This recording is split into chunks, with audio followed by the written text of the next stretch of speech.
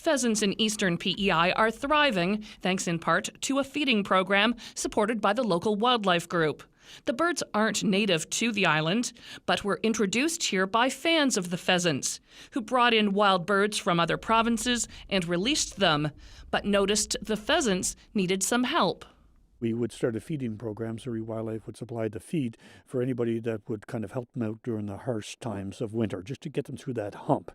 The Souris Watershed Group provides the feed for the pheasant program, with about 20 residents taking part this winter. For a wild bird, they're just big, they're different, they're beautiful. I mean, they're above and beyond a blue jay or a chickadee. They're special. Especially the males, the colors and the majestic features of the males is phenomenal.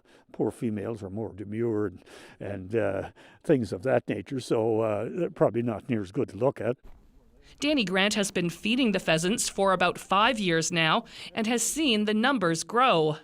This year easily doubled, and they're spreading out, certainly in the eastern end of the area for sure, places they'd never been before.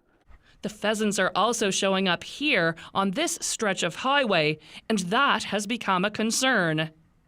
We had an incident in Lower Rolla Bay here the past week where somebody got some feed and putting the feed right inside the road, which is hazardous because people can run into them. They get more chance of not survival. Okay, so we discourage anybody doing that. It's more than likely somebody thinking they're doing well, but they're not. Chevrolet says they have heard from watershed groups in other parts of the island where pheasant populations are also expanding, interested in how the feeding program works. Don't promote feeding wildlife. This is the only ones that we do. We only do it in harsh conditions, and we encourage everybody to back off as soon as the bare ground shows and they're able to get their own, because the wilder that we can keep them, their success rate is going to be higher.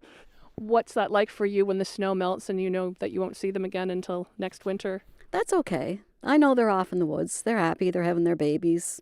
They're being pheasants.